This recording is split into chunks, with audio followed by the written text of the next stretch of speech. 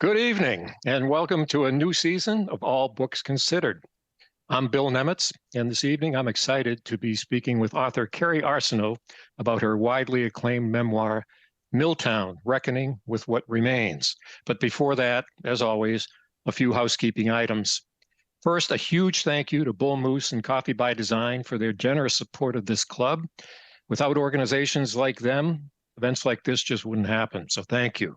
I'd also like to recognize our bookstore partners, in addition to Bull Moose, where many of you secured your copy of Milltown, thanks to Bookstacks in Bucksport, None Such Books and More in South Portland, Mockingbird Bookshop in Bath, Sherman's Maine Coast Bookshops, DDG Booksellers in Farmington, Left Bank Books in Belfast, and Print in Portland.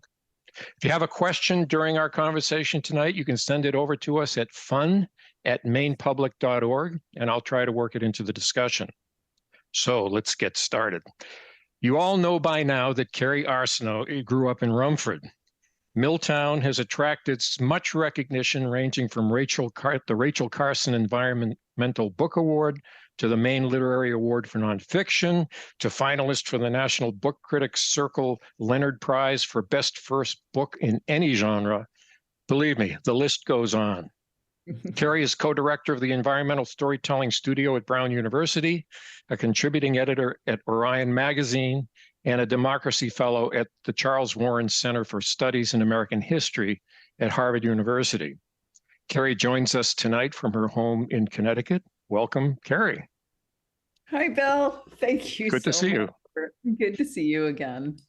We have a ton to get to tonight. I read your book, and having reported on Maine for 45 years, I kept saying, wait, I know that person, or I wrote about that. And I'm sure many people here in Maine have the same reaction, because if this book does one thing, it brings us all much closer to our home state. But I'm going to start kind of where you started, and that is you at the beginning of the book, you're making a lot of travels back and forth to your hometown of Rumford, and I guess the best way to put it is, at what point did Reckoning with What Remains become a book?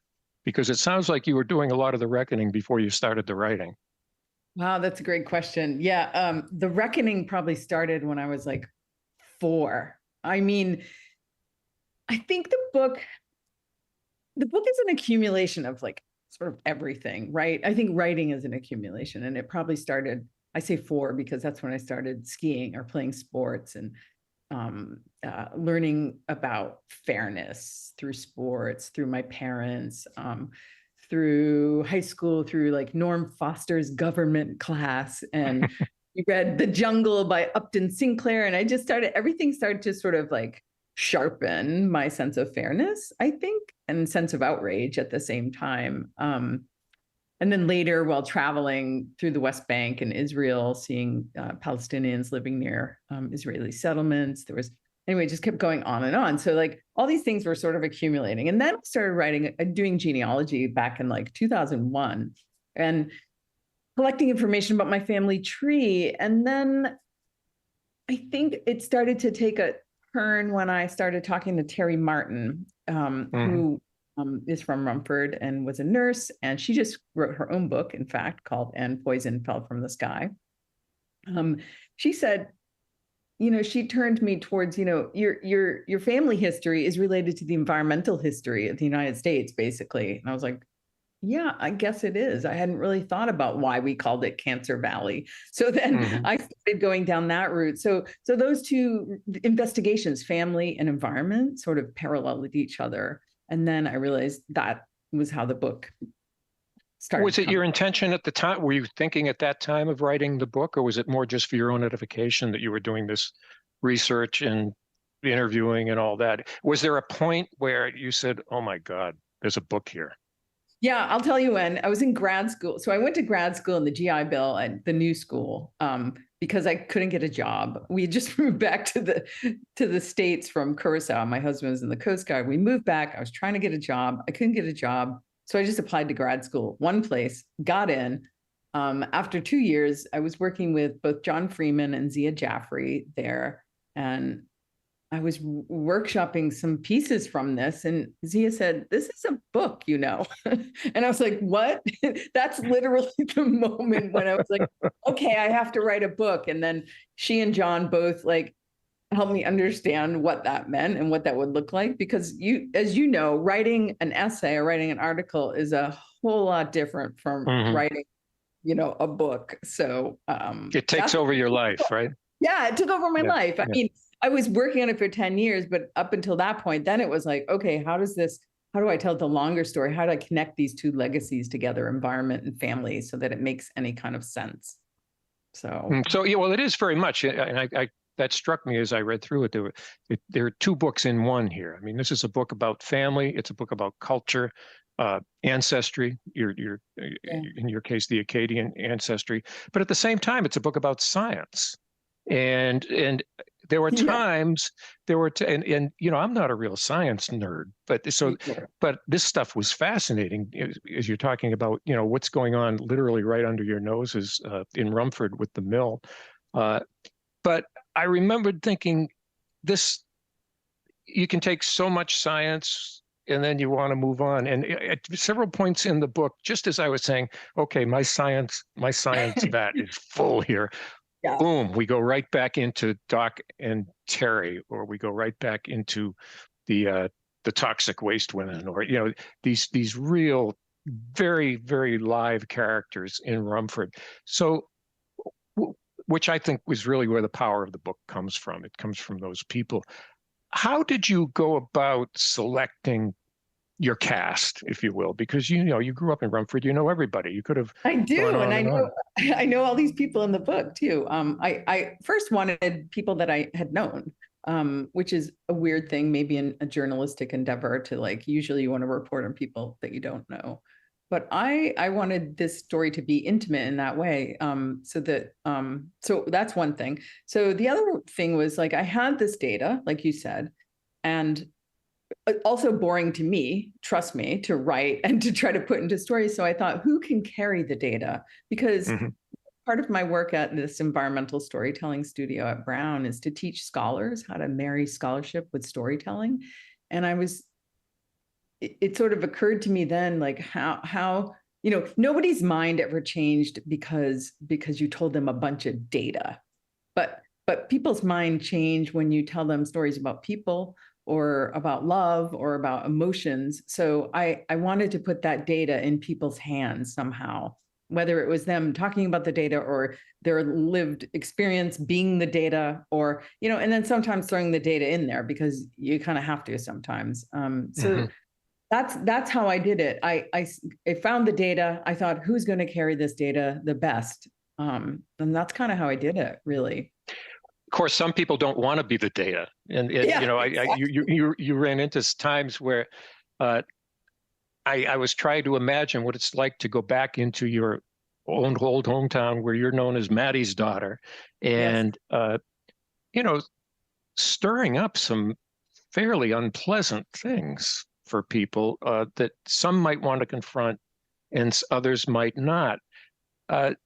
When you made these forays back into Rumford, I can just picture you coming into town, hitting into town, and just kind of taking a deep breath and saying, "Okay, here goes." I don't know what I'm going to get. I like it was Brenda, I think, was in one case was in your mother's kitchen, and she said, "You changed." When you're talking about generations, and every once in a while, these very blunt remarks get dropped on you by these people, and putting myself in your position, I'm thinking, my God, I don't know what I would say in that situation, because it wasn't always that friendly. But they were right, Yeah, that's right. That's right. Did you have much trepidation going back there time after time, or? Well, no. So I think my trepidation more was oh my God, I have to go back and forth to Maine all the time. It's going to be a lot of trouble. But honestly, I found everybody, there was nobody unwilling to talk about this, which surprised me. Maybe I just talked to the right people, and I do think being Maddie and Tom's daughter is helpful too, because I hadn't really lived there for a long time, but I did, I do go back to town and visit my parents, but I didn't feel like anybody was unwilling to talk. And in fact, some people were very willing to talk. Mhm. And the feedback that I got was, I mean, at least that I got, I'm sure there's other feedback. Maybe there's people out here listening that have other opinions, and that's fine. But the feedback that I got was that, they were happy to be able to talk about this and tell this story in their own way. So that way, I mean, Terry resisted at first because her story she was a really big part of this, and it was very personal with her and Doc Martin, who she had been married to and who's passed away. But, her story was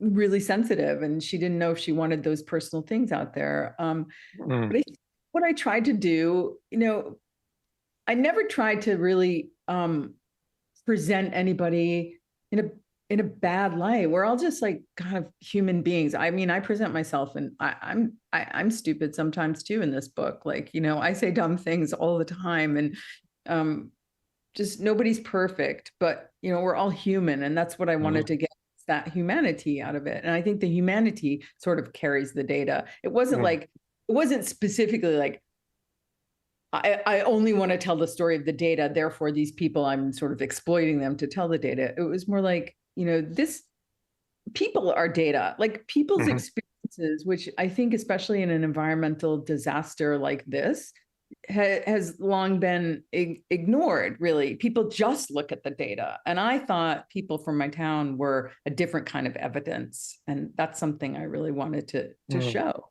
Like what they say and what they feel is different kind of evidence. That I'm gonna jump in with a question that was submitted beforehand by one of our listeners, and it goes to this silence versus speaking their truth. The person writes, your book describes how many people who worked in the mill remained silent when they knew the practices, protocols at the mill were harmful to those who lived and worked in town. Can you talk a little bit about this and why so many chose to remain silent when they knew what was happening was causing so much harm to themselves and their own families? Well, I would ask some people in the audience to answer that, but I think, I don't think that this was a conscious choice that they made, first of all. Like, and choice is a strange word too. I look at that word itself, like, what does that mean? Who has the luxury of choice when, you're just trying to make ends meet? And do you have the luxury of choice? This is your whole life. This is where people you love live. This is where your family is. This is where you want to live. So they're choosing to live there. They're not just choosing to sort of live in a place where they're creating poison. Yeah. I don't think blame is helpful here about whether. I think the question is important. I think we should all be asking that question. How are we all complicit into these problems? I'm complicit, they're complicit, but other people are, I think that's a great question. I don't think there's an answer because. Yeah. Well, one short answer and a phrase that really resonated with me throughout the book was referring to the stench coming from the mill is the smell of money. And that's one answer. I mean, yeah. And I mean, it's a trade-off. It really was for these people where you have these, good paying jobs and a good living, but at what it's cost? a trade-off all around the world, and people do that every day. Everybody trades off things, whether it's working in a paper mill or it's like, I'm going to order a book from Amazon. And what does that do to the environment? What does that do to small bookstores? Or, we're all trading off. We're going to wear leather shoes instead of like plastic shoes. And if you wear plastic shoes, what is that going to do? There's no perfect answer to any of this. But we have to sort of live with our decisions, if those decisions are even conscious or even decisions that we're able to make. Like, I remember in grad school, some students in my workshop class while I was working this book would say, why doesn't your mother just move? Or why don't people just move?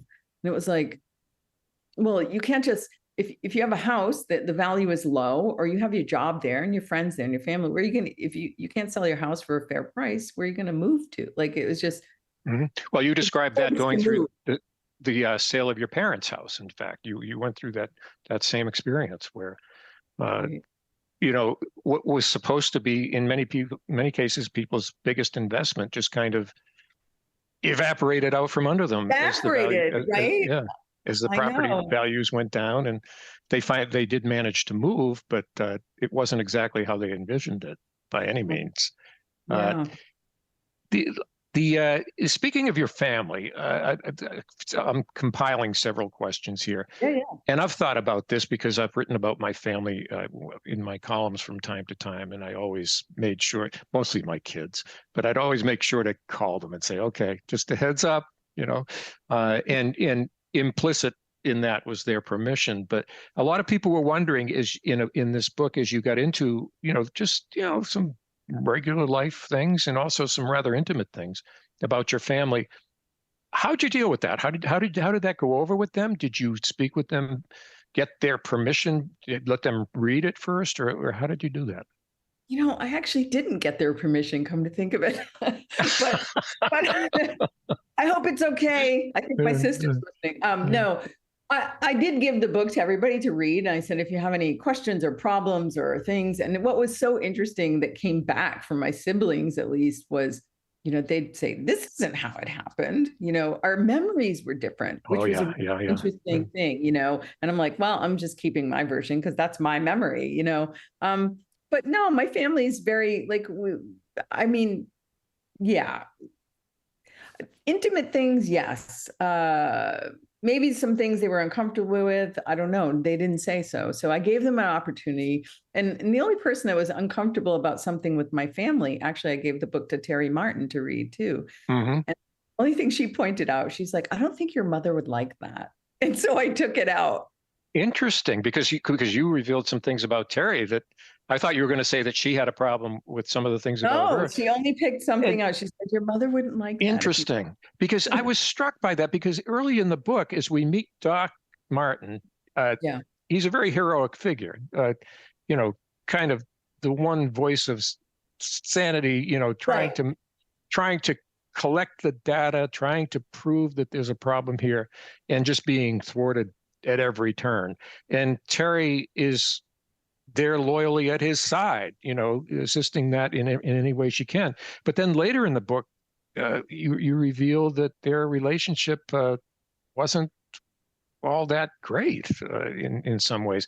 Can you describe that, that process, how you went through that, and whether that was a surprise to you when Terry confided that in you?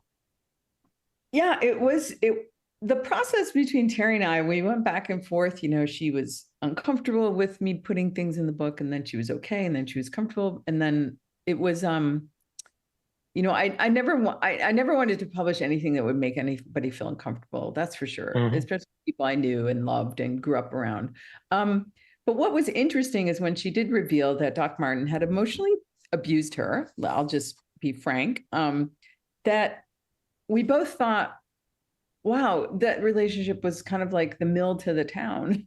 It was like that push and pull. You love somebody, you hate them, you love them, you hate them. And it was like the same kind of quote abuse that the mill was raining down upon our town. It was like, so then that became very clear to me about, she said something, I can't remember how she said it. She said, why does everybody always believe or something the abuser, and I can't remember it, but yeah, that sort of became really clear to me that, oh, that is the relationship of our town to the mill, and my relationship to the town myself. Like, I loved it, I hated it, the same with the mill, and like the back and forth, and that became like an actual tension and a structure in the book. I used that as like, for me, like you said, I went home a million times back and forth, and that's that tension of going back and forth, proximity and distance, love, hate, back, forth. That became sort of the main tension and the main plot, really. Yeah, I remember what you ruminating on the vacation land sign when you'd come into Maine, and that's so drilled into anyone who's lived in Maine for any amount of time. Vacation land, and I could see you driving along in the car north on the turnpike having a rather surly reaction Yes, to that yeah, term, kind of pissed off. raining Yeah. on the parade. And I'm thinking, No, oh and boy, each time I'd go there and my father was sick and you just kind of like growl your way by that sign. And I thought, yeah. and it's funny because that sign did, it did make me think of that. Like so I would cross that and it would be what, another 2 hours before I got to Hmm. Rumford. And then, so I had that whole time to like think. And I think I did a lot of the writing of the book in my head after I saw that sign and then got Mm. home.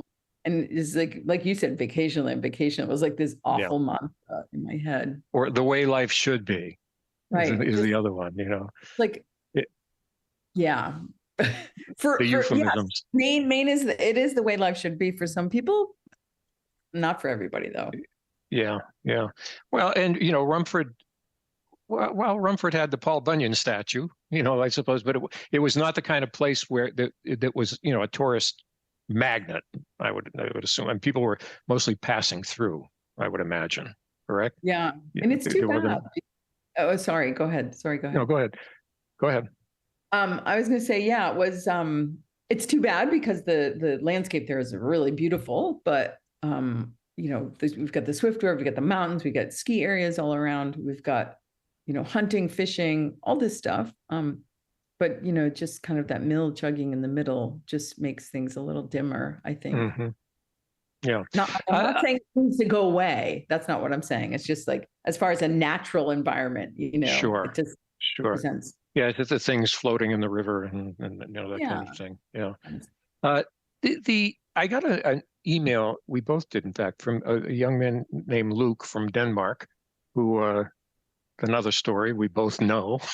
Yeah. But he made a very good point in his question, and it goes to the fact that certain people in the community stepped out of their comfort zone and became advocates. I'm going to read what he wrote. He said, "You write of the silence of people to injustices and environmental harms due to their economic dependence on the mills."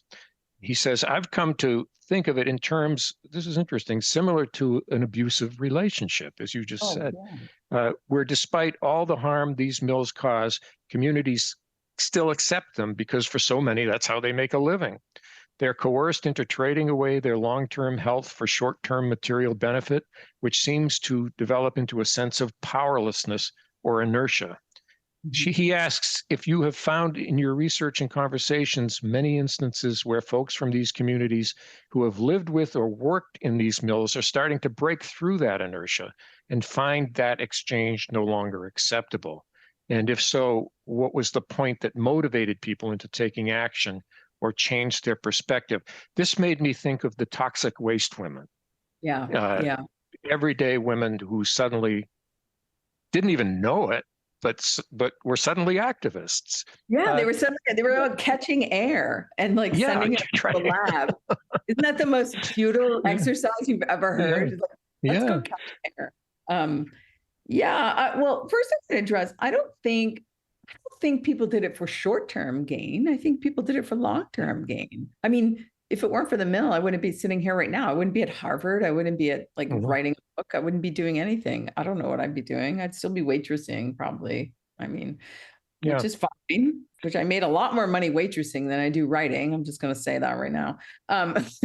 So I don't think it's short-term gain. And then I don't know if it's inertia either. I just think that some people people want to live there. And I want to make that clear. There's nothing wrong with wanting to live there. And it's not their fault. I hesitate to blame them. I hesitate to blame anybody, really. I blame the mill, blame them.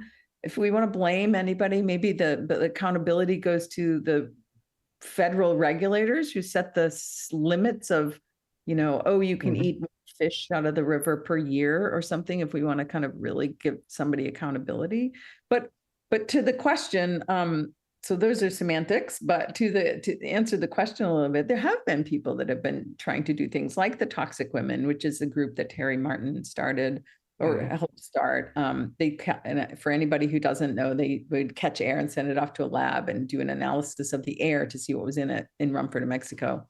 And there have been several groups. There was the NOC committee, NOCC was the Northern Oxford County Coalition. It was a really big, they studied dioxin for, I can't remember how many years, 5 or 6 years. And they came out with this big report.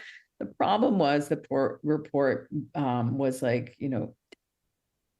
they didn't have answers, like perfect answers for what was happening. They basically could not connect environmental pollution to cancer. It's a really hard thing to do. Which is why I don't exactly try to do it, or I don't get it done exactly. There's a lot of things. Well, it sounded like you tried to do it. I got the impression. Tried, yeah.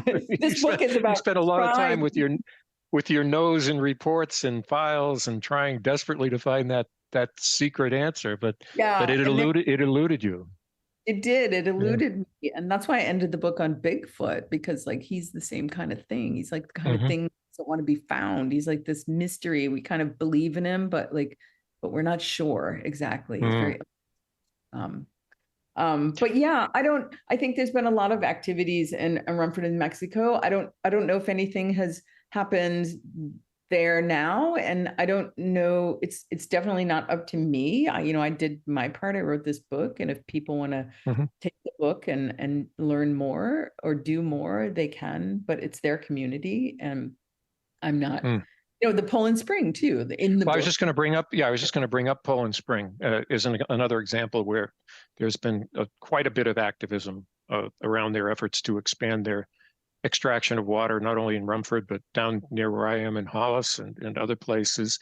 That whole episode was interesting because you were kind of drafted into it, somewhat reluctantly, it seemed at first, but said, oh, what the heck? You care about this stuff too.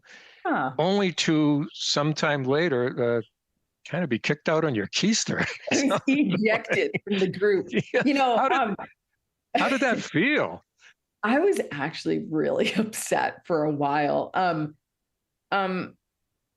of that, his question too, which is related to what I'm about to say about being kicked out. So it's really hard to go up against industry, especially something like Nestle. You've got a small group of activists who are already behind. Once they found out about Nestle, we were already behind, 10 months. Nestle had already been there, right? So, and they have like just tons of money. And here's like a group of people who have just like a little bit of time, maybe some lousy internet, and we're all like running, trying to gather information, stuff we are just learning on the ground. So that's part of the problem. I think it's less inertia than it is like, it's like David and Goliath, right? But as far as, I got co-opted into like helping start this group, and then they kicked me out. They were like, there were some personality conflicts. And then, but most of all, I think in the end that they were right. It was their community. And, you were from away at that point. Yeah, I was not living there. I wasn't there full time. And, but at the same time, I felt annoyed because, I don't think you have to be from a place. You don't have to be in the place to care about a place. And I really have, I take real, like, I have real pains with people who think you're not from Maine or whatever, because you're not there, you didn't live there enough. I'm like, if you live somewhere, you're from there. Or if all your ancestors are buried there, like mine, I'm from there. My mother was living there at the time. I cared about what happened. I care about not only just what's happening there, but I care about like the water supply. I care about Nestle's, water extraction issues. Let's talk a little about the ancestry thing, because the whole section on Acadia, I think, was just absolutely fascinating. And that really is in some ways the genesis of the book for you in terms of trying to reach back and find your ancestral roots. Talk to us a little bit about that trip you took with your father. It just seemed absolutely magical when you went up to Prince Edward Island and actually started linking places, seeing the physical places and hearing the people and seeing the resemblance to you on people's faces. That must have been one of the more fulfilling experiences of the whole book, I would think. Absolutely. Yeah. And I think I said this in the book, but, anytime I did the trip, it was, if we did anything, it was with both our parents or our mother, because, my dad was working all the time. So it was the first time he and I had ever been like alone in some kind of, quest too. And he was just as curious as I. My father was a very curious person, and he was as curious as me. So it was really incredible to go up there with him and just have like quiet, like curious conversations, and go and meet people and just do things both outside of our knowledge zone. We're up there, we don't know anybody. I had met one woman, this is back in, I don't know, 2003. I'd met her on the internet. We're still kind of friends on the internet. And she's the one that we met up there. We shook her hand. We're like, help us. And she did, come to find out the thing that was written in his father's, death record was written down wrong. And this is what started really my journey into, okay, if the archives of something so basic as like a death record could be wrong, what else is wrong in the archives of our lives? And as I found out, much was, not just with family, but with environmental things. So it just kept opening up and opening up. And that was just like such a special sort of connection to make with my dad about family. And we kept, he kept talking about it over the years. I recorded stuff. We would go for these long walks, and he would tell me stories, and it was really great. And I think that probably had a lot to do with the development of the book too, before I even knew it was a book, Yeah. Your father was a very proud man. Yeah. But quiet, as you said, and kind of inextricably tied to that mill. I wonder if you'd like to do a reading. We were hoping you could read a little bit from it. And there was one excerpt I think you have in mind that speaks to the men of the mill. Yeah. Okay. Let me just make sure I'm not going on. I'll just read like 1 minute or something. Sure. So everybody bear with us. Pride. I heard this word a lot when I was growing up. We were proud to be from Rumford or Mexico. We took pride in the mill, pride in the paper we made. We scrawled Pinto Pride on pep rally posters to honor our school mascot. Mill managers instilled pride in their workers. What did it mean, this pride? I learned from an early age to be conspicuous was to be coarse. You didn't speak too loudly or too much. You blended in. This sameness, it turns out, was partially the source of our pride. We were all in it together, no matter what it was. We were a community, and like most communities, we're proud of what we did, even if it was something we didn't necessarily like. It was part of the same unspoken social rules that also felt claustrophobic, so it was difficult to differentiate the two. It was a subtle force, like airplane cabin pressure, massive but invisible. In this togetherness, our loyalties to each other and to our town were fierce, even if the intimation to conform was benevolent. And one more sentence, because I got to get this in. Sure. This absolute loyalty didn't stop at the edge of town. It extended to hopeless causes like the Boston Red Sox and the New England Patriots, who for decades disappointed us with their fruitless company. But we stuck with them because that's what we did, despite their unwillingness to love us back. This mix of sameness and loyalty and pride and stubbornness made us tight, and we created this shelter for ourselves. It also meant outsiders remained outside. People from away weren't allowed into the sanctity of our tribe, and we certainly didn't want to be part of theirs. Solidarity was a matter of safety and comfort, but it was also a matter of hard-headedness, and that didn't always serve us well. No question. It's a double-edged sword. All of this makes me think of Hugh Chisholm because he created this community. He everything that Rumford became flowed from this guy who had a vision for making paper. Is he a hero or a villain, or somewhere in between in your view? Because none of it would be possible without him. But on the other hand, the so-called benevolence that seemed to be at the core of everything he did was also driven by a real strong pecuniary motive. He wanted to make money, so he created this town to make money. So do you find yourself conflicted with the legacy of Hugh Chisholm? Totally. especially when I started researching his descendants and found out, they had their own set of problems, alcoholism, suicide. There were all kinds of things that were happening there. And it was like, you know, I don't think he started out to, he wanted to make money, yes, but I think he also had an ideal, in his mind. Maybe it's really hard to tell because the histories of Hugh Chisholm make him sound like, like a statue that he remains in my mind. So it's really hard to know what he was in the flesh and blood.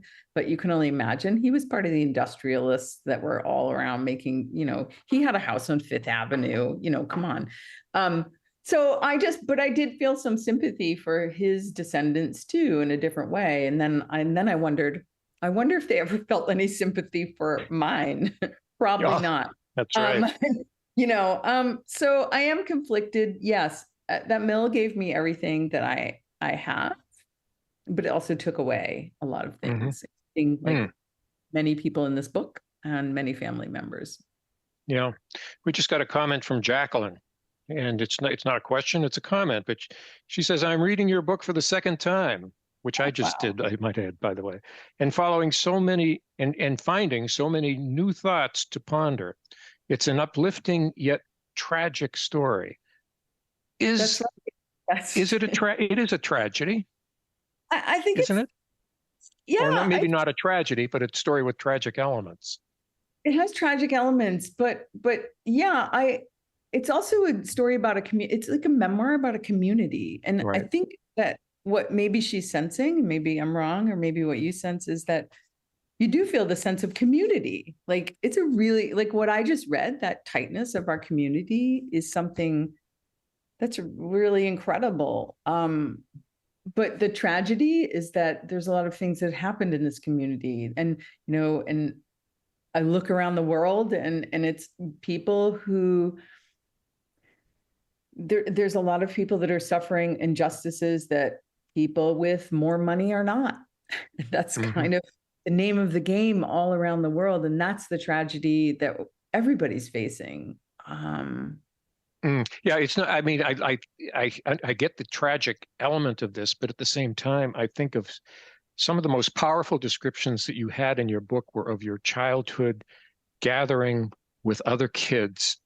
So whether fun. It was in the basketball hoop in your driveway or yard, or and the way everybody was identified. You identified everybody by their proximity to your house, and it was this wonderful, idyllic world. Yeah, it was always 3 houses down or 2 houses down, and it was through the eyes of a child. That's your universe at that time, and I remember thinking, it just sounded so idyllic. And it must have been for you. It was great. I think it was great. Yeah, it was great there were just like teams of children running around. It was not just teams like TEAMS, like TEEMS, but like just tons of kids running around. And we were, it was safe. At least we thought it was. We didn't know we were being poisoned. You weren't going to be kidnapped, but yet you were all. What you didn't realize is that stuff coming out of the mill and the water and everything was in many ways perhaps even a bigger threat to all of you. And I don't know. Would I make it any different? I don't know. Like, what would be the exchange of that? It's really hard to say. I think that's the tragedy right there. Is that when you see what there is to lose, you see that childhood, you see the idyll, and then you see what there is to lose. And that's what a tragedy is, right? Let's shift gears a little bit, because as a writer, I'm really curious about how you went about producing this thing. You came to Maine, you came on these visits. I'm assuming that you weren't always walking around with a notebook in your hand, although that many times you probably were, or perhaps a tape recorder. What was your process? First, how did you go about gathering information? And then would you go back to Connecticut or wherever and then sit down and immediately set about writing? How did you manage something this big, especially over such a long period of time? Because we're talking years here, not months. Yeah, 10 years at least, maybe 20. Did you have a routine? No, I wish. No, I'm a terrible, I don't, if anybody out there wants to be a writer, don't do what I did. Yeah. But I think that I'm a very visual, like, person. I took about 30,000 photographs when I was there because Mm.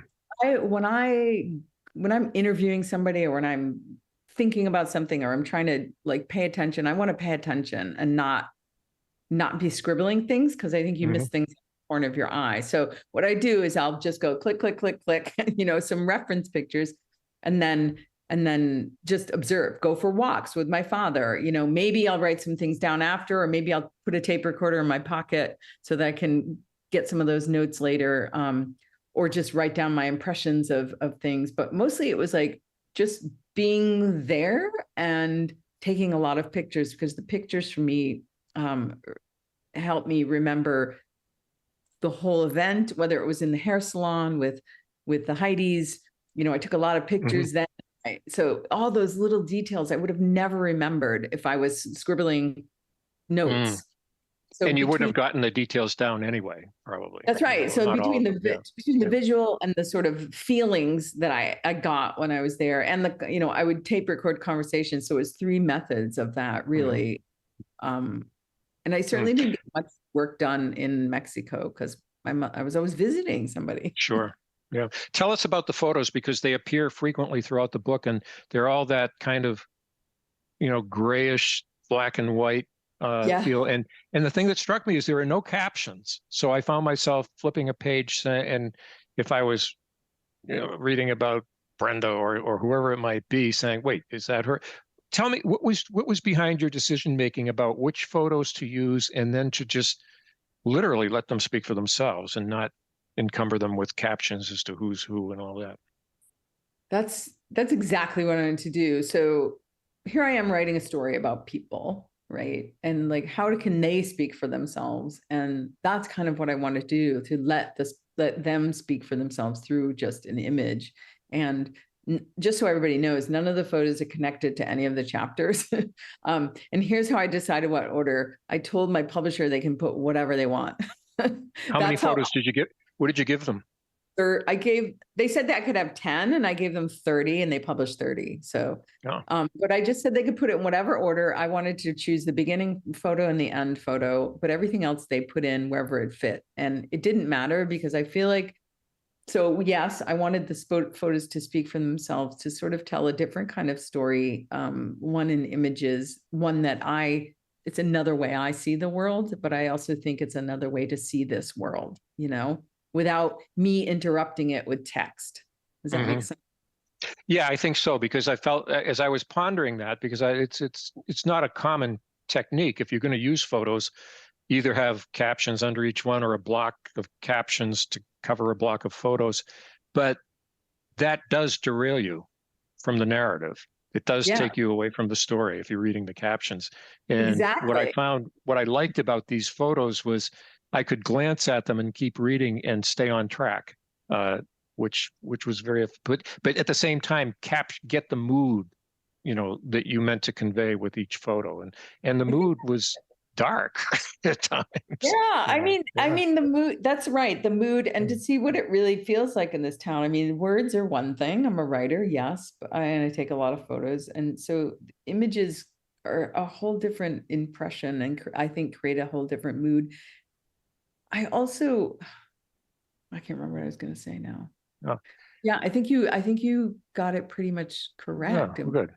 Well, let me move on to another thing. This was as I was reading the book, I was thinking, I was getting near the end of the book, and I'm thinking, wait a minute, there's something missing here. There's one person missing here, and there may have been a passing reference early on, but I kept thinking, there's no chapter, there's nothing, and then finally near the end of the book, I get to it. Ed Muskie. Oh yeah. Son of Rumford.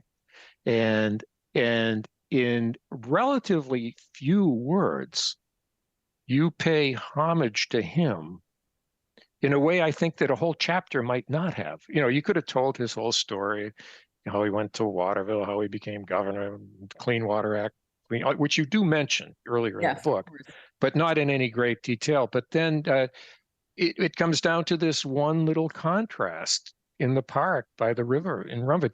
Tell us about what it was like when that hit you, the contrast between the big, huge statue of Paul Bunyan and the tiny little memorial to Ed Muskie. The tiny little memorial that looks like a gravestone, by the way, for anybody who hasn't seen it. So yeah, we have this giant Paul Bunyan and we have Ed Muskie right across the river from him. And I couldn't believe it. Like, this is stuff you can't make up in fiction, right? Here's Paul Bunyan just looming over the river, like chopping down the forest with his axe. And here's Ed Muskie over here trying to sort of save the forest with the Clean Air and the Clean Water Act. And the irony is that Ed Muskie was really tall, like Paul Bunyan's. So I did another project. It's on my website. I reimagined a lot of the memorials. I was really interested in how we memorialize, like Hugh Chisholm, for instance, or Paul Bunyan or Ed Muskie. I was really interested in a memorialization of this town. And so I sort of tried to I was doing my research. I find Ed Muskie's father was a tailor. And I thought, oh my God, we should dress up Ed Muskie like Paul Bunyan like Ed Muskie. It would be amazing. Like tailor from and if anybody from Rumford Town is listening to it, I really want you to do that. Like, just dress Paul Bunyan up to make him look like Ed Muskie, and I could not be happier. Although Paul Bunyan would have to lose a few pounds to look like Ed Muskie, He was, you know. But instead of carrying an axe, he could carry like the Clean Water Act. There you go. You know, the thing, as an aside, the thing that cracked me up, I did not know that the Paul Bunyan statue is a mold for all kinds of other statues. You know, that I couldn't believe that. It's such a He's all over the place. He's selling hamburgers. Yeah, just a big mold. Who knew? Yeah. Who knew? I had another question that I wanted to ask, and it might be, we're believe it or not, do you believe this? We're actually running short on time. We get a lot done, though. I feel like we're just getting going here. But there is one question I will ask before I ask this one, and that is, it's a question that's often asked of people who write novels. And in many ways, this is not a novel, but there's more than one narrative storyline that takes us through this. Your father's illness and death, and just Father Sear.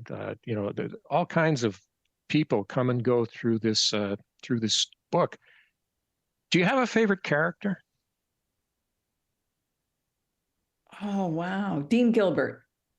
Dean Gilbert. Dino. Dino. I love Dino. Why? Why Dean? I don't know. He's a great guy, you know. He's a great guy. He's a hard worker. He is really smart about labor issues. He's a great skier. I don't know. He's goofy and fun. He plays music. I don't know. It was really nice seeing him after all those years. I like Dean. He's just, I think he's unexpected too. You know, I think people who read this book and say Aspen or something, they think skiing, that's a whole other thing. They don't picture a Dean Gilbert skiing every day. Mm-hmm. The guy skis like 300 days a year or something crazy. So he climbed up Mount Abrams one day and skied down just so he could say he skied that day. Yeah, he skis like practically every day that he can. And so anyway, I like that kind of the contrast he has. Yeah, you said, I remember when you mentioned him, you get the sense that you were genuinely happy to see this guy, whenever you cross paths with him. So he sounds like a great guy. Well, let me go to this final question from one of our listeners who submitted it beforehand, and it really kind of sums it up. This person says, if there's one thing you want readers to take away from your book, what is it and why? Ask questions. I think the answer to all these environmental problems is to ask questions.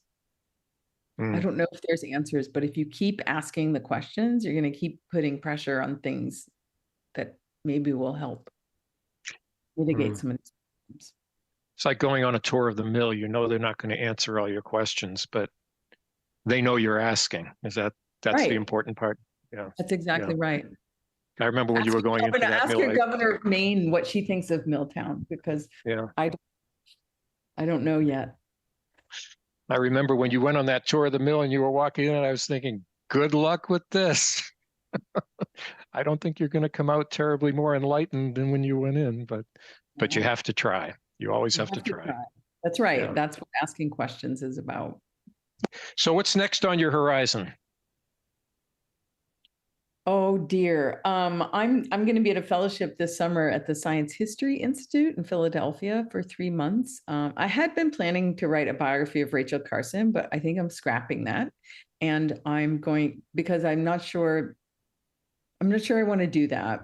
But I am going to take what Rachel Carson did do and think more deeply about it. And she married scholarship with storytelling and communication too, which I think is different than storytelling. It's getting the message out. So taking what she did, taking the work I'm doing at Brown University, thinking a lot about that and trying to put it into my next book, which I have an idea what I want to do, but I'm sort of having an existential writing crisis about it at the moment. So okay. I'd like to write a biography, but not of anybody famous, put it that way. Might I ask why not Rachel Carson? Because I'm sure many ears perked up when you said that, and she's certainly an object of fascination for a lot of people. She is, but you know what? Not for me. And I think to write a biography, you have to be obsessed with somebody. And I think that there's not enough new information or information that I haven't found. I've met with her nephew, and I've talked to a lot of people, and I've done a lot of research, and I'm not sure what else I can say except to talk about her in terms of environmental storytelling and literature itself. So that's where I want to go, to her literature instead of looking at her life. Look at her literature. That's where it's important to me. I'm sure a lot of Lincoln biographers have the same problem, trying to find something that hasn't already been said. But they keep writing those books, right? They keep doing it. I mean, the Civil War, how many more books can we have about the Civil War? I know. Well, people keep trying, that's for sure. Kerri, we could go on all evening, and I wish we could, but our time is nigh. So I just want to thank you so much. It's been a pleasure meeting you and talking with you. And you have you've really given Maine a gift here. You've given us something to think about. Something I think it's in many ways it's a mirror for a lot of us to look at and say this is who Maine is. This is who we are. And some of it good, some not so good. But I think it took a lot of courage and a ton of talent to bring it home the way you did. So thanks so much for joining us. Thanks for reading it so carefully. And I'm just really happy to finally have people in working class towns be the subject of serious nonfiction literature. Finally. They certainly deserve it. Yeah, they certainly deserve it. Okay, well, thank you. And I'd like to give another shout out to our sponsors, Bull Moose and Coffee by Design, for being involved in this series. And looking ahead into May, our book club selection is Mad Honey. I'll be chatting with author Jennifer Finney Boylan. That book club event will take place on Thursday, May 4th at 7 p.m. We're going to end a little on an unusual note, literally, tonight. I'm going to leave you with a clip from Milltown. This is not the book, but a very apropos song by that name, which is scheduled for release next month by Maine songwriter, musician, and composer Con Fulham, recalling his days growing up in Waterville, another Maine Milltown. Kerri, thanks again. Thank you all for joining us. I'm Bill Nemitz, and we'll see you in May.